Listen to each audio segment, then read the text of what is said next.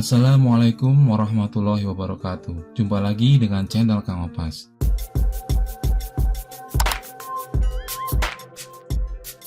Kali ini saya akan berbagi pengetahuan mengenai pengujian hipotesis dengan subbahasan, pengertian pengujian hipotesis, prosedur pengujian hipotesis, dan di akhir akan membahas mengenai contoh soal pengujian hipotesis. Pengertian pengujian hipotesis. Hipotesis berasal dari bahasa Yunani yaitu hupo, berarti lemah atau kurang atau di bawah. Tesis berarti teori atau pernyataan yang disajikan sebagai bukti. Sehingga secara sederhana, hipotesis dapat diartikan sebagai pernyataan atau dugaan sementara yang masih harus dibuktikan atau diuji kebenarannya. Dalam statistik, hipotesis statistik adalah pernyataan atau dugaan mengenai keadaan populasi yang sifatnya masih sementara atau lemah kebenarannya. Benar atau salahnya suatu hipotesis tidak akan pernah diketahui dengan pasti kecuali kita memeriksa seluruh populasi. Untuk memeriksa seluruh populasi, apakah mungkin? Karena akan diperlukan biaya, sumber daya, dan waktu yang sangat banyak. Lalu apa yang kita lakukan? Jika kita tidak mungkin memeriksa seluruh populasi untuk memastikan kebenaran suatu hipotesis, kita dapat mengambil sampel acak dan menggunakan informasi atau bukti dari sampel itu untuk menerima atau menolak suatu hipotesis agar pernyataan atau dugaannya tidak diragukan. Maka secara statistika kita bisa melakukan pengumpulan data dan melakukan pengujian, yaitu pengujian hipotesis. Pengujian hipotesis merupakan suatu prosedur atau langkah-langkah yang dilakukan untuk menguji hipotesis dengan menggunakan metode statistika dengan tujuan membuat keputusan apakah menerima atau menolak hipotesis tersebut. Hipotesis statistik akan diterima jika hasil pengujian membenarkan pernyataannya dan akan ditolak jika terjadi penyangkalan dari pernyataannya. Penerimaan suatu hipotesis terjadi karena tidak cukup bukti untuk menolak hipotesis tersebut dan bukan karena hipotesis itu benar, dan penolakan suatu hipotesis terjadi karena tidak cukup bukti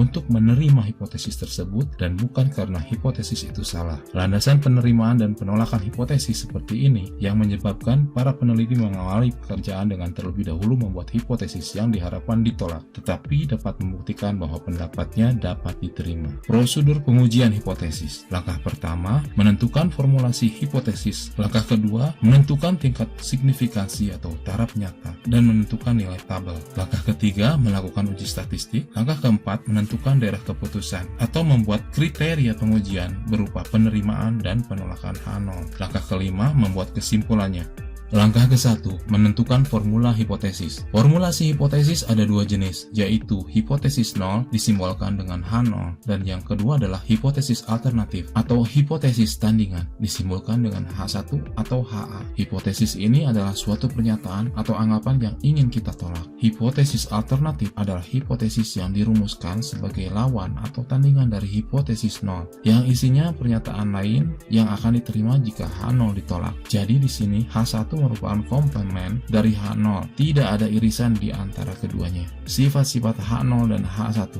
Sifat-sifat H0 mengandung kata-kata asumsi, status quo, dan bukan merupakan hal baru. Selalu diasumsikan benar, merupakan pernyataan yang ingin ditolak. Selalu mengandung unsur kesetaraan, sama dengan, sebesar, tidak lebih dari, tidak kurang dari. Notasinya adalah sama dengan, lebih kecil sama dengan, dan lebih besar sama dengan. Sifat-sifat H1 merupakan pernyataan penolakan asumsi, yaitu yang berada di H0 tadi. Mengandung kata-kata peneliti, klaim, penolakan asumsi atau penolakan pernyataan yang diberikan, merupakan pernyataan yang ingin diterima dan tidak mengandung unsur sama dengan atau kesetaraan. Misalkan, tidak sama dengan, lebih dari, kurang dari. Berikut adalah notasinya. A. Pilihan pasangan hipotesis yang relevan. Tidak ada irisan antara H0 dan H1, maka dapat dirumuskan pasangan antara H0 dan H1 adalah sebagai berikut. Pilih pasangan hipotesis yang relevan dari tiga kombinasi ini. Caranya bisa dimulai dari H0 atau bisa juga dimulai dari H1. B. Tentukan parameter yang diuji. Theta adalah parameter yang diuji. Semua parameter secara umum dinotasikan dengan theta. Apabila parameternya rataan, maka ganti theta dengan mu, dan apabila parameternya proporsi, maka ganti menggunakan P. Langkah kedua, menentukan tingkat signifikansi atau taraf nyata. Taraf nyata adalah besarnya batas toleransi dalam menerima kesalahan hasil hipotesis terhadap nilai parameter populasinya. Taraf nyata dilambangkan dengan alfa. Besaran yang sering digunakan untuk menentukan taraf nyata dinyatakan dalam bentuk persen. Misalnya 1% atau 0,01, 5% atau 0,05, 10% atau 0,1, dan seterusnya. Sehingga secara umum taraf nyata dituliskan sebagai alfa 0,01, alfa 0,05, alfa 0,1, dan seterusnya. Jika peneliti menggunakan alfanya itu adalah 5%, maka biasanya dituliskan dengan alfa 0,05. Alfa 0,05 ini berarti tingkat kesalahan adalah 5%, atau dengan kata lain, tingkat kepercayaan itu adalah 95% dengan perhitungan 1 dikurangi alfa atau 1 dikurangi 0,05 sama dengan 0,95. Selanjutnya, setelah nilai alfa ditentukan, yang ditentukan kemudian adalah nilai tabel. Bisa tabel T, tabel Z, dan lain-lain. Disesuaikan dengan distribusi atau statistik uji yang kita gunakan. Nilai itu sudah disediakan dalam bentuk tabel yang disebut dengan nilai kritis. Langkah ketiga, melakukan uji statistik. Uji statistik merupakan perhitungan untuk menduga parameter data sampel yang diambil secara random dari sebuah populasi. Penentuan statistik uji dilakukan dengan memperhatikan apakah nilai standar deviasi populasi atau sigma diketahui atau tidak diketahui. Statistik uji ini sangat tergantung dari sebaran penarikan contoh. Ketika simpangan baku populasi diketahui, maka sebarannya normal. Maka menggunakan statistik uji Z, berikut adalah rumusnya. Dan ketika simpangan baku atau standar deviasi populasi tidak diketahui, maka sebarannya T. Maka rumus yang digunakan adalah rumus T hitung. Namun jika sampel yang kita gunakan besar, di mana sampel besar menurut para ahli disebutkan ketika jumlah sampelnya lebih besar sama dengan 30, maka kita bisa menggunakan statistik uji T atau statistik uji Z. Ini rumusnya.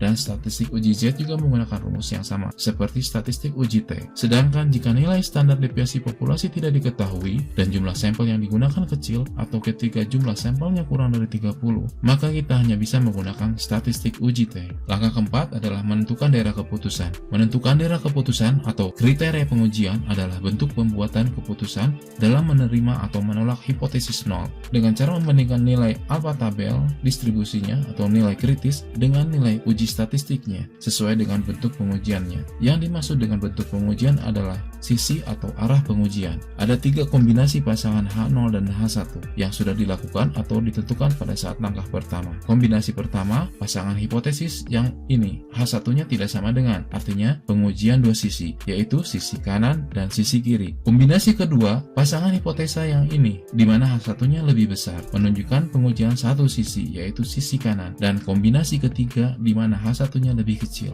menunjukkan pengujian 1 sisi, yaitu sisi kiri. Berikut adalah ilustrasi dari kriteria pengujian atau daerah keputusan. Untuk kombinasi pertama adalah uji 2 sisi, yaitu sisi kanan dan sisi kiri. Titik kritis nilainya diperoleh dari tabel. Ada 2, yaitu di sebelah kiri dan sebelah kanan. Ini adalah daerah H0 diterima, dan ini daerah H0 ditolak. Nilainya sebesar alfa per 2.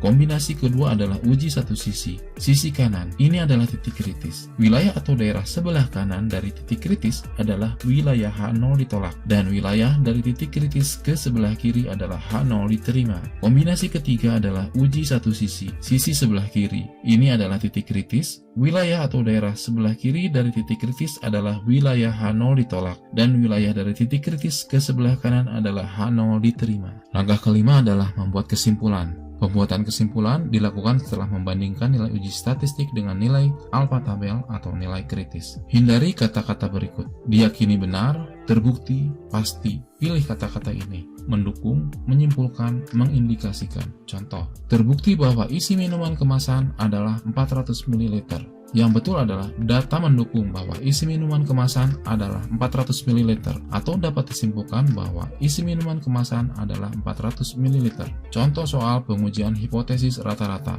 Contoh soal 1. Suatu pabrik minuman kemasan melakukan pengecekan terhadap produk mereka. Apakah rata-rata berat bersih minuman kemasan yang diproduksi dan dipasarkan masih tetap 400 gram atau sudah lebih kecil dari itu? Dari data sebelumnya diketahui bahwa simpangan baku bersih per kemasan sama dengan 125 gram. Dari sampai 50 minuman kemasan yang diteliti, diperoleh rata-rata berat bersih 375 gram. Dapatkah diterima bahwa berat bersih rata-rata yang dipasarkan tetap 400 gram? Ujilah dengan taraf nyata 5%. Kita identifikasi terlebih dahulu apa saja yang diketahui di soal. Mu nolnya 400 gram, sigmanya 125 gram, N-nya 50, X-barnya 375, alfanya 0,05. Simpangan baku populasi diketahui diketahui dan N-nya termasuk sampel besar. Langkah pertama, kita menentukan formulasi hipotesisnya. Bagaimana menyatakan hipotesis ini tergantung dari informasi yang ditanyakan di soal. Di soal ini ditanyakan apakah rata-rata berat bersih minuman kemasan yang diproduksi dan dipasarkan masih tetap 400 gram atau sudah lebih kecil dari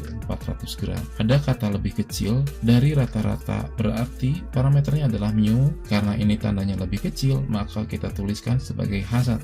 Ingat bahwa H0 itu adalah hipotesis yang selalu mengandung tanda sama dengan, dan H1 tidak boleh mengandung tanda sama dengan. Berarti pasangan hipotesis yang dipakai adalah kombinasi ketiga, berarti menggunakan uji sisi kiri.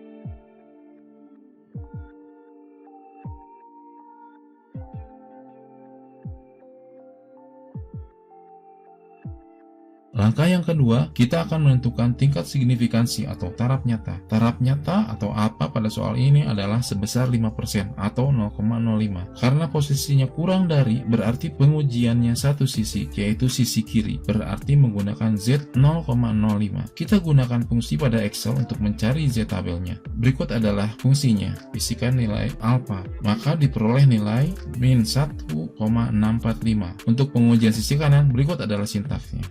Langkah ketiga adalah uji statistik. Karena simpangan baku populasi diketahui dan N-nya termasuk sampel besar, maka gunakan Z. Ini rumusnya. Kita tinggal masukkan data yang kita miliki sama dengan buka kurung X bar yang ini dikurangi mu 0 tutup kurung dibagi buka kurung isikan nilai simpangan baku dibagi SQRT atau square root buka kurung isikan N kemudian tutup kurung 2 kali lalu tekan enter, maka akan keluar nilai Z hitungnya. Langkah yang keempat adalah menentukan daerah keputusan. Soal ini hipotesisnya adalah lebih kecil dari, ini berarti hipotesis satu arah. Pengujian sisi kiri, berarti H0 ditolak jika Z hitung lebih kecil dari Z tabel. Kita gunakan fungsi if, sama dengan if Z hitung yang ini lebih kecil dari Z tabel yang ini, titik koma, tanda kutip, menolak hipotesis 0, tanda kutip, titik koma, tanda kutip, gagal menolak hipotesis 0, tanda kutip, tutup kurung. Dan hasilnya adalah gagal menolak H0, artinya H0 diterima. Untuk lebih mudah, kita lihat ilustrasi gambarnya. Z hitungnya ada di wilayah sebelah sini, di daerah H0 diterima.